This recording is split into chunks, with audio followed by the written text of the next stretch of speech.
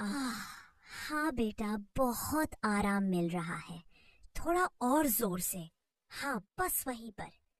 मुझे एक अजीब सा सुकून महसूस हो रहा था, और राम सिंह अंकल को भी। मैंने धीरे से कहा, अंकल, आप इस बारे में मम्मी को कुछ मत बताइएगा। कहानी बहुत दिलचस्प और भावनात्मक है दोस्तों। इसे लिखने में बहुत मेहनत लगती है। अगर आप चैनल पर नए हैं तो चैनल को सब्सक्राइब करना ना भूलें। हेलो दोस्तों, मेरा नाम पूजा है।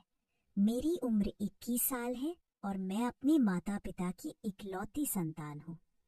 पापा का सॉफ्टवेयर एक्सपोर्ट का बहुत बड़ा बिजनेस है और मम्मी एक बुटीक चलाती है।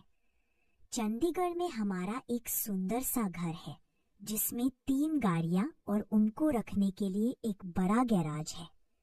पापा अपनी कार खुद चलाते हैं, जबकि मेरे और मम्मी के लिए एक ड्राइवर है जिनका नाम राम सिंह जी है। मैं उन्हें अंकल कहकर ही बुलाती थी, लेकिन उनका व्यवहार मेरे प्रति थोड़ा अजीब सा रहता था। मैंने हाल ही में अपनी बीकॉम की पढ़ाई पूरी की थी और मेरा एमकॉम का एंट्रेंस एग्जाम भी अच्छे नंबरों से पास हो गया था। मुझे शहर के एक नामी कॉलेज में एडमिशन मिल गया। कॉलेज घर से लगभग 10 किलोमीटर दूर था, इसलिए मैं अक्सर सिटी बस से ही आना जाना करती थी। कॉलेज में लगभग सभी लड़के और यहाँ तक कि कुछ प्रोफेसर भी मुझसे दोस्ती करने की फिराक में रहते थे।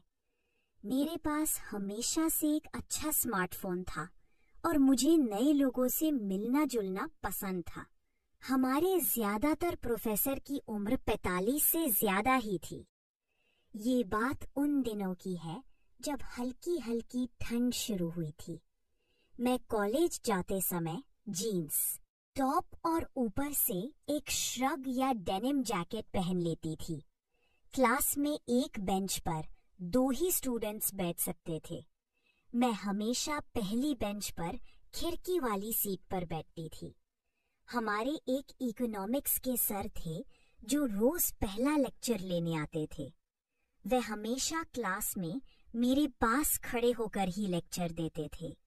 मैं तो ऐसे दिखावा करती जैसे मुझे कुछ पता ही नहीं, पर मन ही मन इस स्थिति का आनंद भी लेती थी।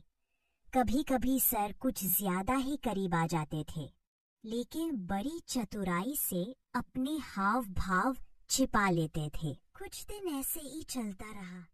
मुझे इस खेल में मजा आने लगा था। एक दिन सर ने मुझे देखते हुए पूरी क्लास को सुनाते हुए कहा, आज मौसम काफी गर्म है, मुझे तो गर्मी लगने लगी है। ऐसा कहकर सर ने अपना कोट उतार दिया। उन्हें देखकर क्लास के कुछ लड़कों ने भी अपनी जैकेट उतार दी, पर मैंने नहीं उतारी। सर की आंखें मुझ पर ही टिकी थी। फिर मैंने भी कहा, हाँ सर, गर्मी तो लग रही है, और अपनी जैकेट के बटन फोड़े से खोल दिए।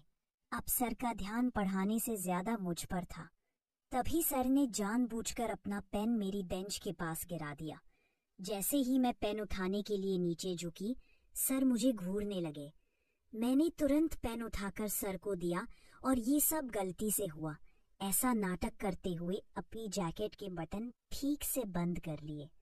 मैंने ये सब इतने स्वाभाविक तरीके से किया कि सर को लगा कि जो भी हो रहा है एक संयोग है।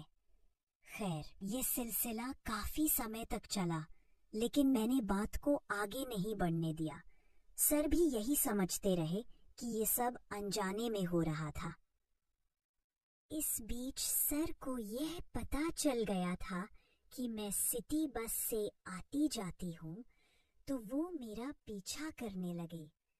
अब कॉलेज के बाद ऐसा होने लगा कि जिस बस से मैं घर जाती, उसी बस में सर भी सवार हो जाते। अगर सीट खाली मिलती तो मेरे बगल में बैठ जाते, और अगर भीड़ होती तो मेरे आसपास ही खड़े रहते। पर उन्होंने कभी कोई गलत हरकत करने की कोशिश नहीं की। एक दिन कॉलेज के बाद हम दोनों बस स्टॉप पर खड़े थे। बस आई तो उसमें बहुत ज्यादा भीड़ थी। सर बोले, पूजा, तुम किसी तरह चढ़ जाओ, अगली बस का कोई भरोसा नहीं। जैसे ही मैं बस के दरवाजे पर पहुंची, सर ठीक मेरे पीछे थे और धक्के मुक्की में हम दोनों बस में चढ़ गए। भीड़ के कारण सर मेरे बहुत करीब खड़े थे।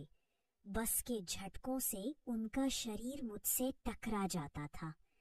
मुझे यह सब बहुत अजीब लग रहा था, पर मैं कुछ कर भी नहीं सकती थी। मैंने पीछे मुड़कर सर को गुस्से से देखा तो वो थोड़ा असहज होकर पीछे हट गए। कुछ हफ्तों बाद पता चला कि सर का ट्रांसफर किसी दूसरे शहर में हो गया है।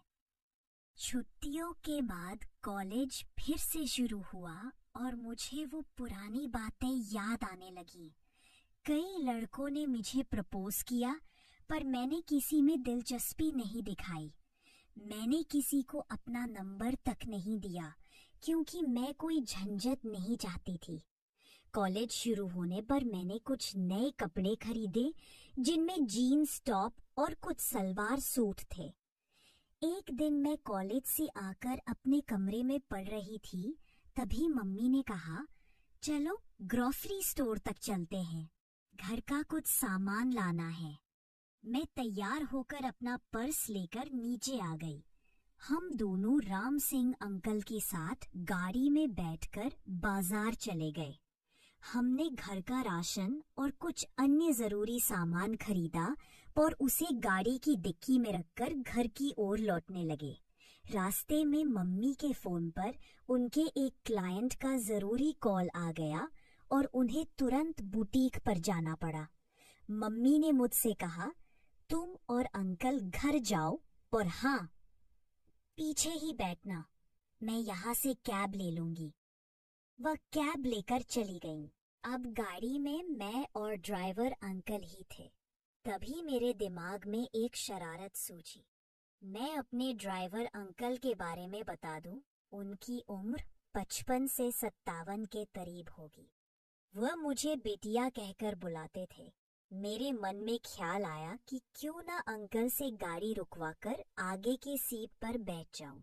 मैंने रास्ते में अंकल से एक बुक स्टोर पर गाड़ी रोकने को कहा और बोली, एक नॉवेल देखकर आती हूँ। मैं अंदर गई, एक किताब खरीदी और बाहर आकर गाड़ी में आगे बैठ गई। बैठते ही अंकल ने गाड़ी घर की ओर बढ़ा दी। इस बीच गियर बदलते समय 1-2 बार उनका हाथ मेरी जांघ से छू गया। जब भी मेरी नजर उनसे मिलती, वह अजीब तरह से मुस्कुरा देते। मुझे उनकी नजरें अच्छी नहीं लग रही थी। थोड़ी देर में हम घर पहुंचे और गाड़ी गैराज में पार्क की। मैं तुरंत गाड़ी से उतर गई और अंकल से कहा, आप अंदर से डिक्की खोलिए, मैं सामान निकालती हूँ। अंकल ने डिक्की खोली और मैं झुककर सामान निकालने लगी। मुझे पता था कि अंकल भी सामान निकलवाने आएंगे और हुआ भी वही। वह भी अपनी सीट से उतरकर पीछे आए। वह बहुत धीरे धीरे सामान निकाल रहे थे और मैं महसूस कर रही थी कि वह बार बार मुझसे टकरा रहे थे। तभी तो हद ही हो गई। वह लड़खड़ाकर मेरे ऊपर ही गिर पड़े। मैंने सहारा देकर उन्हें संभाला, पर ये क्या, उनका शरीर तो बुखार से तप रहा था। मैं किसी तरह उन्हें सहारा देकर अंदर ड्राइंग रूम में ले गई और सोफे पर लिटा दिया। फर्स्ट एड बॉक्स से दवाई निकालकर उनको खिलाई। थोड़ी देर बाद जब उन्हें होश आया तो वह रोने लगे। क्या हुआ अंकल, आप रो क्यों रहे हैं? मैंने पूछा। तब उन्होंने बताया, मेरा भी एक हंसता खेलता परिवार था। तुम्हारी ही उम्र की मेरी एक बेटी थी जो मेरा बहुत ख्याल रखती थी। आज उसकी बहुत याद आ रही है, क्योंकि मेरे सिर में सुबह से ही बहुत तेज दर्द हो रहा है। अगर वह होती तो मेरे सिर की मालिश कर देती और मुझे आराम मिल जाता। पर अब ऐसा नहीं हो सकता, क्योंकि पिछले साल डेंगू ने मुझसे मेरी बेटी छीन ली। यह कहकर अंकल फूट फूट कर रोने लगे। मैंने अंकल को पानी पिलाया और फिर उनसे बोली, मैं आपके सिर की मालिश कर देती हूँ, आप मुझे अपनी बेटी ही समझिए।